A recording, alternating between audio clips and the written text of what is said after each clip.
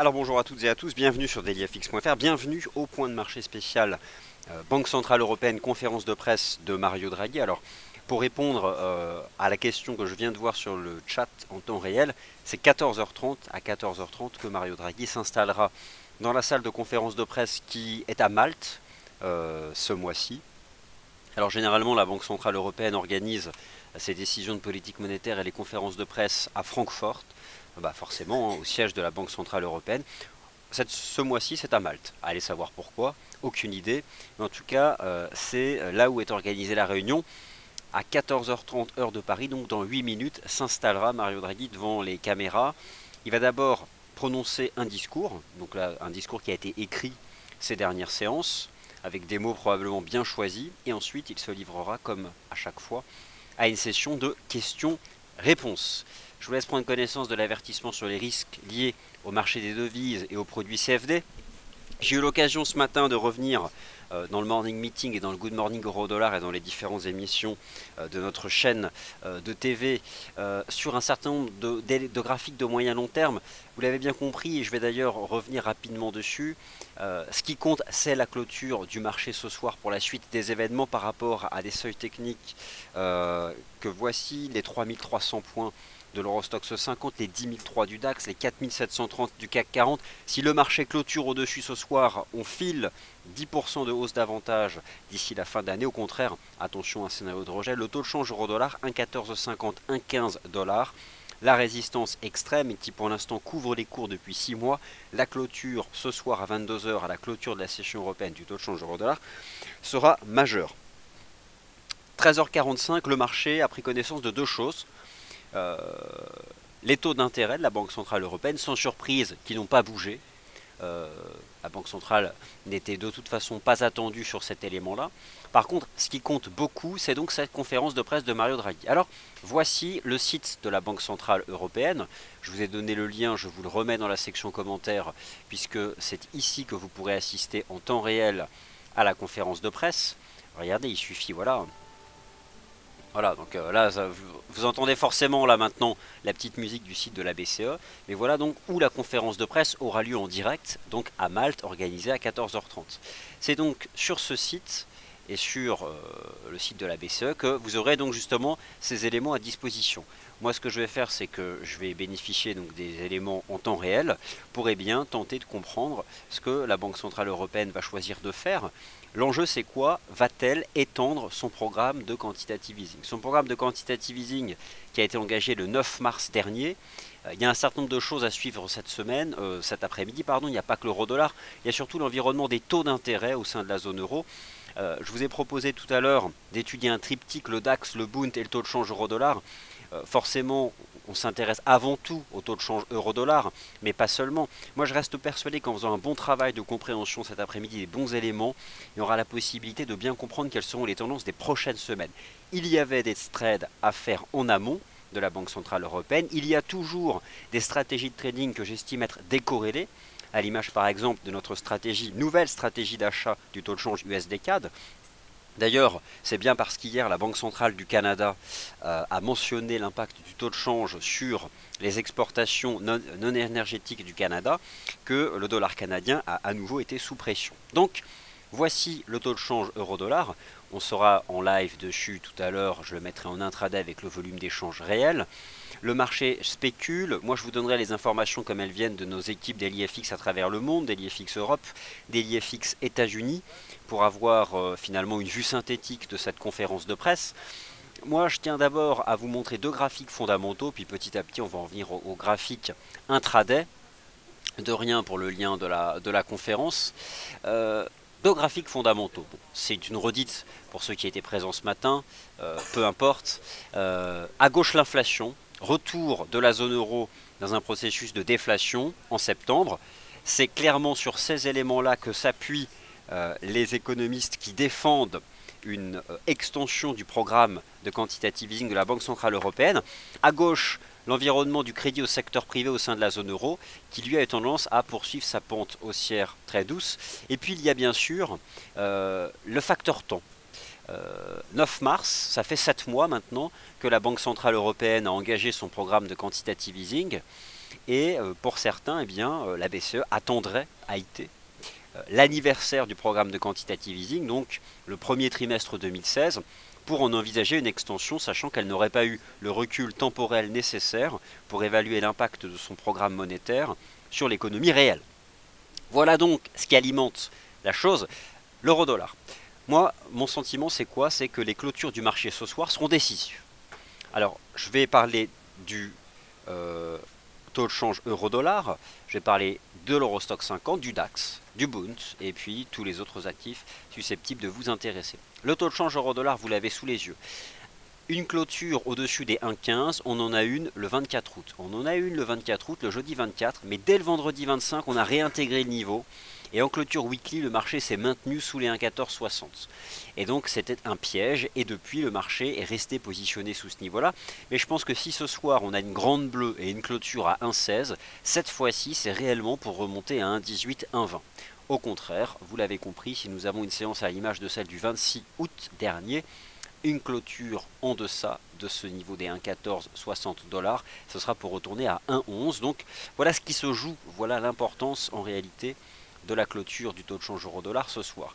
Les actions de la zone euro, c'est le même topo, on teste des seuils décisifs qui bloquent la reprise haussière depuis quelques séances, après 10% de rebond depuis la fin du mois de septembre, essentiellement permis par peut-être par la Fed qui maintient sa politique monétaire de taux zéro, la conviction que le marché a que le ralentissement de la croissance économique chinoise a peut-être là aussi trouvé un plancher. Bon, en tout cas, rappelez-vous l'Eurostoxx 50, le support extrême des 3300 points. Dans l'Eurostoxx 50, vous avez les plus grosses valeurs du CAC, les plus grosses valeurs du DAX, de l'AEX, de MIB et de l'IBEX. Hollande, Italie, Espagne, France, Allemagne. 3300 points. La dernière fois que le marché a franchi 3300 points en faisant un beau chandelier japonais ici et une belle clôture au-dessus du niveau, c'était justement, regardez, le 22 janvier. 22 janvier, 7 mois jour pour jour, jour où la Banque Centrale Européenne avait justement annoncé l'engagement de son programme de quantitative easing. C'est simple, si ce soir j'ai ce chandelier, regardez ce gros chandelier bleu du 22 janvier, si ce soir j'ai ce chandelier, je vise 3500. Si au contraire j'ai un chandelier de rejet comme celui du 9 septembre, eh bien on retombera à 3150. On peut avoir le même type de raisonnement sur le Eurostoxx 50, le DAX et le taux de change euro-dollar. Alors, bah écoutez, ça chute. Donc, taux de change euro-dollar chute, les indices boursiers augmentent. Pour le moment, alors que n'est même pas amorcée la conférence de presse, on sent que le marché conserve un peu ses vieux mécanismes. Vous avez donc ici le taux de change euro-dollar, bon bah écoutez, lui qui est resté positionné sous la résistance majeure, donc qui coule. C'est étonnant parce qu'on se posait la question ce matin, est-ce qu'on pouvait faire 1,1250 avant la conférence de presse? On l'a fait une minute avant le début de la conférence de presse. Bon, là, elle n'a pas commencé la conférence de presse. Enfin, elle n'a pas commencé, ça commence maintenant, quoi. Donc, que nous dit Mario Draghi en l'état? Alors, les informations commencent donc à arriver. La conférence de presse va commencer tranquillement. Alors un instant, moi je vais vous donner un certain nombre d'informations. Le programme d'achat d'actifs se poursuit donc à un rythme correct.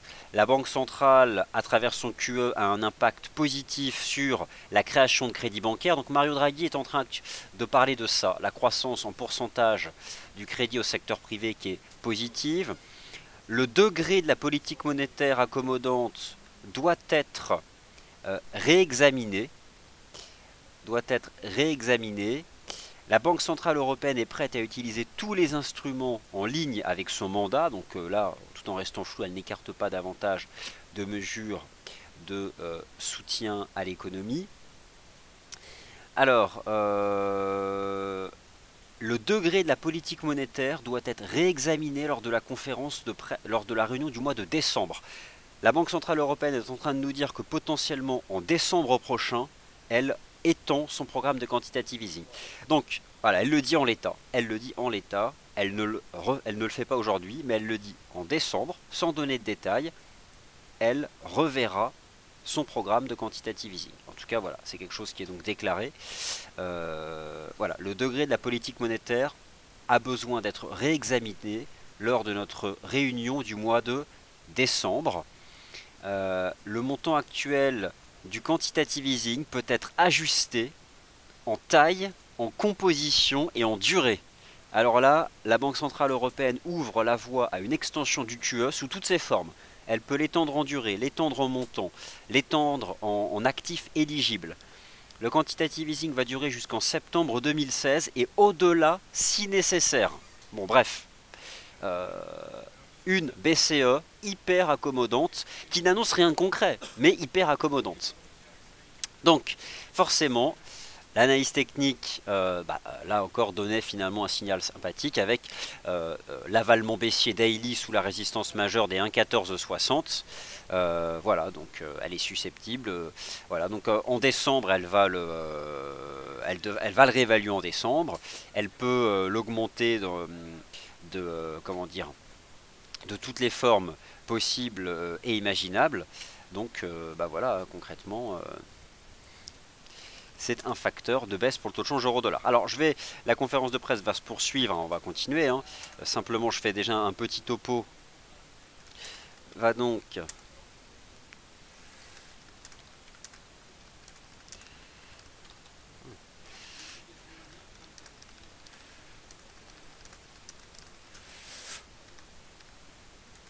soit en durée,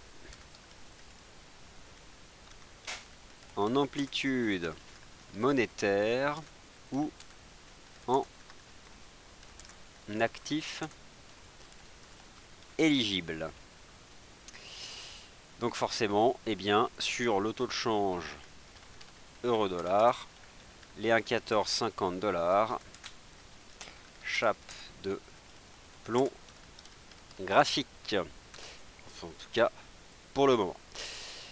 Voilà donc, alors on manque d'éléments, hein, c'est le début, mais pour l'instant, ce sont les choses qui nous sont donc dévoilées par la Banque Centrale Européenne. Maintenant, l'inquiétude principale de la Banque Centrale, et laissez-moi basculer sur des graphiques intraday, puis on va parler du DAX, des autres marchés, c'est les prix. Elle le mentionne, c'est d'ailleurs parce qu'elle a des doutes sur sa capacité à atteindre ses objectifs d'inflation qu'elle est prête en décembre prochain à réajuster son programme de quantitative easing. Finalement, donc, si elle le fait en décembre prochain, ce sera 9 mois après le lancement du programme. La Banque centrale rappelle que le prix de l'énergie bas est un soutien à la consommation, un investissement, mais que l'économie réelle a besoin de réformes structurelles. Bon,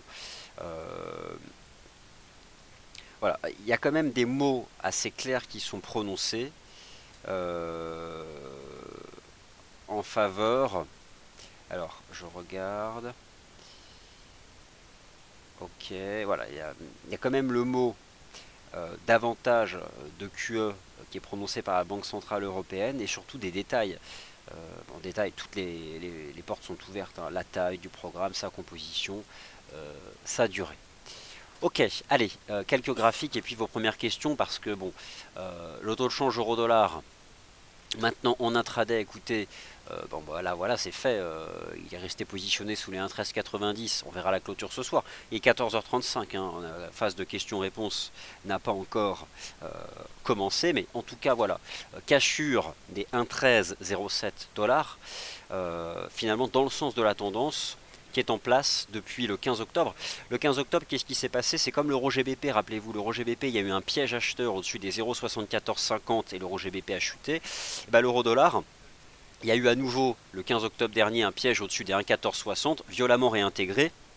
Et donc depuis, le marché est reparti dans le sens de la tendance baissière. A priori, ce que je comprends, c'est que les objectifs d'inflation de la Banque Centrale Européenne sont plus ou moins décalés dans le temps d'une année. C'est donc pour cette raison qu'à mon avis, le marché envisage que le programme de quantitative easing soit étendu d'une année. J'ai le sentiment que c'est ce que price le marché. A priori, au mois de décembre prochain, le QE de la BCE risque d'être étendu d'une année. Donc peut-être voir son échéance passer du mois de septembre 2016 à septembre 2017. Bon, pour l'instant, c'est un peu de cette façon que spécule le marché. Ok, bon, le CAC est en train d'attaquer les 4730. Est-ce que le CAC est en train de nous faire une tête-épaule inversée de continuation? Possible. J'ai besoin d'une cassure des 4738 points. Si le marché brise à la hausse les 4738 points, ce n'est pas pour s'arrêter à 4750. la cible, elle sera ajustée à 4900. Mais on verra. Le DAX qui avait de l'avance. Que fait le DAX? Je vais chercher. Bon bah alors, voilà, le DAX, bon, il a fait 3350. Lui, de toute façon, il avait clairement de l'avance. Les fameux 3300 points ont été atteints. Je vais juste prendre un peu de hauteur parce que l'idée, c'est qu'est-ce qu'on pourrait viser lors des prochaines semaines si ces premières choses. Alors, le DAX, par contre, ça va être vraiment important de dépasser des 1320 à la clôture. C'est bien parti. On a une belle dynamique de momentum sur le RSI, le MACD D1. Par contre, voilà, j'ai besoin d'une vraie clôture D1 du DAX au-dessus des 10003 pour vous dire qu'on peut viser 10007. Ça, c'est certain. Maintenant, vous l'avez compris, c'est ce que je vous ai rappelé tout à l'heure, ce qui compte, c'est la clôture de l'Eurostoxx 50 vis-à-vis des... Et regardez, c'est volatile. On attaque les 3300, on ne franchit pas. Regardez, vous êtes sur le DAX en données horaires. Tout a commencé en septembre par le rounding bottom. Depuis, on a dépassé les résistances. La cible des 3300 points, elle est là. Donc ça, c'est le niveau au-dessus duquel le marché doit clôturer. Pour l'instant, regardez sa bataille. On a tenté de le passer, ça retombe. C'est d'où l'importance d'attendre la clôture.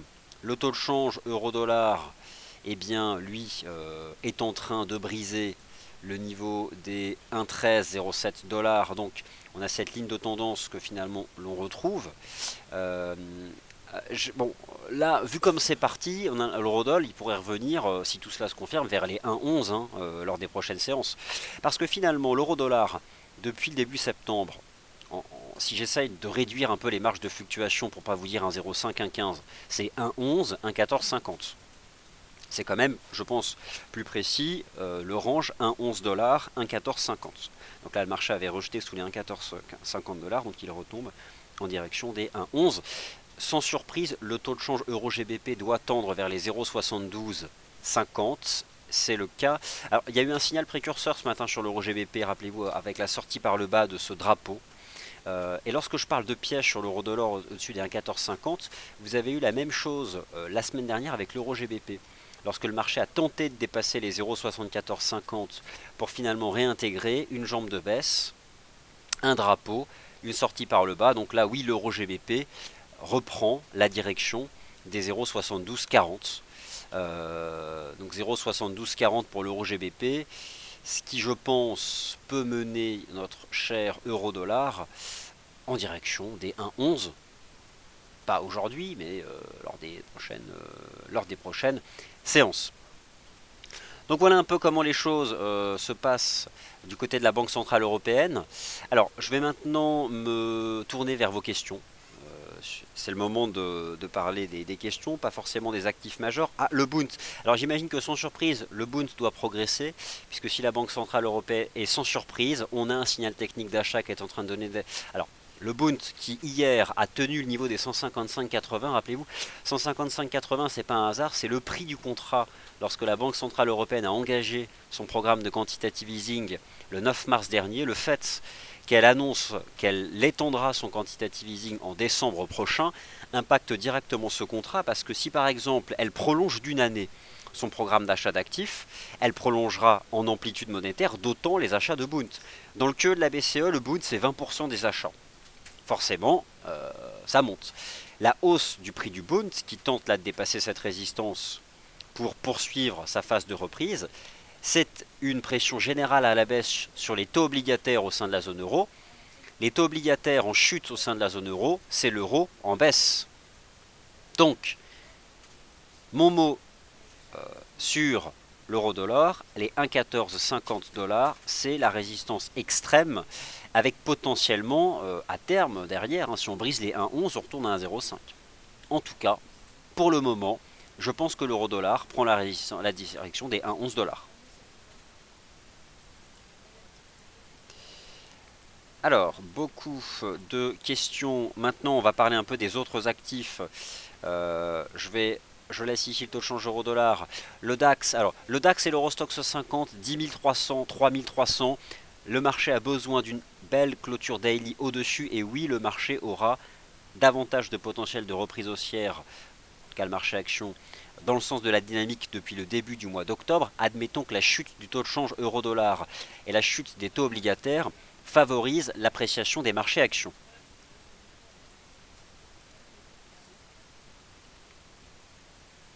Donc pour l'instant, on a quelque chose qui est globalement en accord. Alors, de rien, je vais maintenant vous donner les toutes dernières informations au sujet de la BCE. J'accède, laissez-moi juste consulter les toutes dernières infos. Alors, ok, donc Mario Draghi forcément rappelle qu'il n'y a pas que la Banque Centrale Européenne.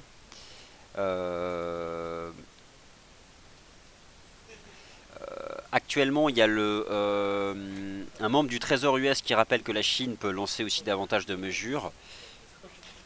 Bon, voilà. En clair, Draghi nous dit que les récents agrégats économiques nécessitent davantage de mesures monétaires. C'est baissier euro, haussier Bund, baissier euro, euro GBP short, poursuite de la short, du short, objectif 0,7240, euro dollar, risque fort de voir le taux de change euro dollar se replier en direction des 1,11 dollars.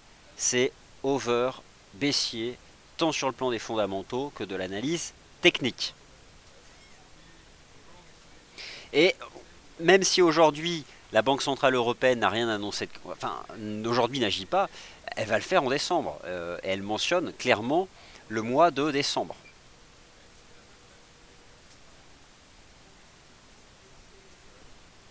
Un instant, je bois un peu d'eau.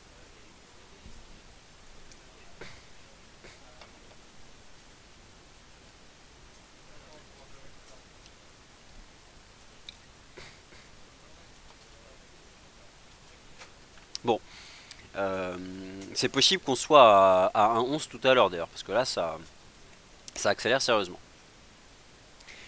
Oui, c'est exactement ce qui se passe. On retrouve cette bonne vieille corrélation en place au premier trimestre, cher Euro Trading, avec un taux de change de l'euro qui est sous pression, ce qui soutient de manière générale le prix des actions de la zone euro.